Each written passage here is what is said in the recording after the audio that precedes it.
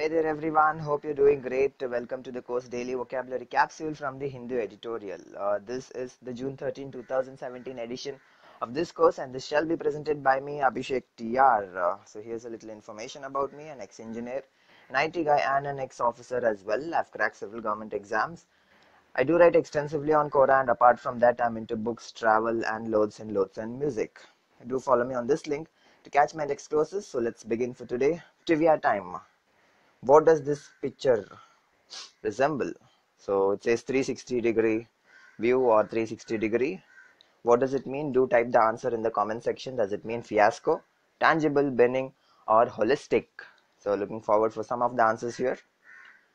So what are we looking at today? From the editorial page we have one article, the rot in farming, and in the other guys section we shall be continuing the Super 6 part, the crazy idioms that you can use in your everyday life. Okay, let's begin with the vocabulary for today. The first word being a very cool word, the domino effect. What does this mean? Domino effect or chain reaction is the cumulative effect produced when one event sets off a chain of similar events. So apparently this means that let's say just there's a murder in one locality and there has been another murder on the next day in another locality, and these two events are linked by a common man. So this means a chain reaction has been started. It's the domino effect of one murder. This is what domino effect simply means. How do you remember this? Well, in TV shows we might have seen the designs created by falling chips. So that is how you remember that. These falling chips create a chain reaction and create certain pattern that looks really gorgeous. Anyway, next word, protracted. Protracted simply means very long, prolonged or extensive, common word used in daily life. He died after a protracted illness. How do you remember that? A giraffe, obviously a long neck, a giraffe. Next word, unveil. The word unveil itself shouts at you saying reveal. It can also mean present, disclose or make public. During the meeting, the CEO will unveil his plans for the future of the company. So this word has been used extensively. Let's say our Honorable Prime Minister has unveiled the metro train in Kerala recently. So you can remember that, or you could always remember with the picture of these two persons unveiling something important. Next one, largest, generosity, liberality or great-heartedness. So what does this mean? This means that because of someone's generosity, there has been an improvement somewhere. Because of the millionaire's largest, 20 underprivileged graduates now have a college scholarship. So who is this guy? Our generous Mr. Azim Premji from the Wipro Foundation. Alright, moving on. Slippage doesn't mean falling off due to a banana peel. Here it means a shortfall, a deficiency or a shortage of something. So there has been shortage in petrol and all these things, and you can always remember this with the picture, petrol deficiency or shortage in your place. Many traders panic when they receive significant slippage. That's an example for it. Next word, angst. Angst itself says anxiety. It doesn't mean anger, it means anxiety. Can also mean fear or apprehension of something. The teen's poem described the ang of her first heartbreak. So most of us must have had a major heartbreak, and the word angst comes handy to us.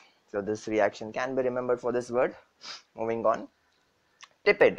Tepid simply means unenthusiastic or uninterested in something, or half-hearted attempt or a lukewarm response for something that has been done already. So the president has seen his popularity grow tepid ever since he mishandled the budget crisis. So apparently the president hasn't done really good in something, and his popularity has gone tepid here. So here it can say there has been a lukewarm response from the side of the people. So why do I have a picture of a baby yawning? It means uninterested. Next one, a word very close to me, awash. Flooded or swamped. The streets were awash from the heavy rains. So if you witnessed the Chennai floods lately, you must always remember this word. This is how Chennai looked like back then when the floods hit us. So awash is the word. Next, prudent, a very common word used in editorials. This has been occurring here and there for the past 1 or 2 weeks. I've been looking at this word. It simply means cautious or careful of something. It is not prudent to go swimming during a hurricane.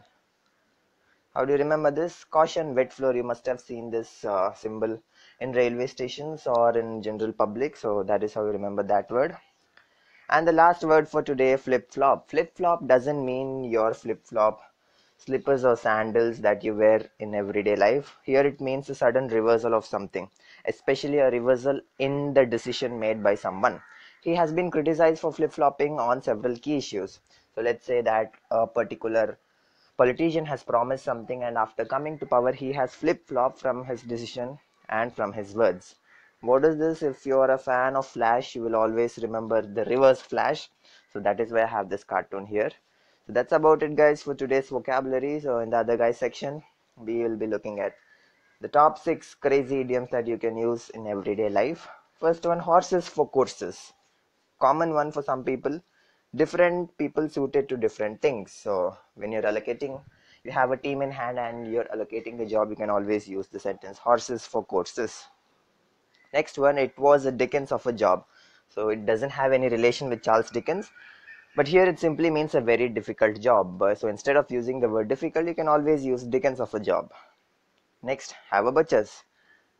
Take a look at something or to look at something. So you have something interesting with you and you call your friend, hey dude, come here, have a butchers, instead of saying come and look at something. Next one, taking the mickey. To make fun of someone. So you're in a group and someone's making fun of you. Instead of you saying making fun simply, you can always use taking the mickey. Skeleton in the cupboard. Common one, it's been used in movies as well. Something embarrassing to hide. So let's say somebody has caught your old Playboy magazines and there you can always use the word skeleton in the cupboard. Last one for today, it's brass monkeys outside, freezing cold and miserable weather. It's almost similar to it's raining cats and dogs. Here you can use it's brass monkeys outside. So that's about it for today, guys. So I'll see you in the next class. Do rate, review and recommend this course. If you got any suggestions, do drop it in the comment section. So this is Abhishek Tia signing off for today. Bye bye and take care.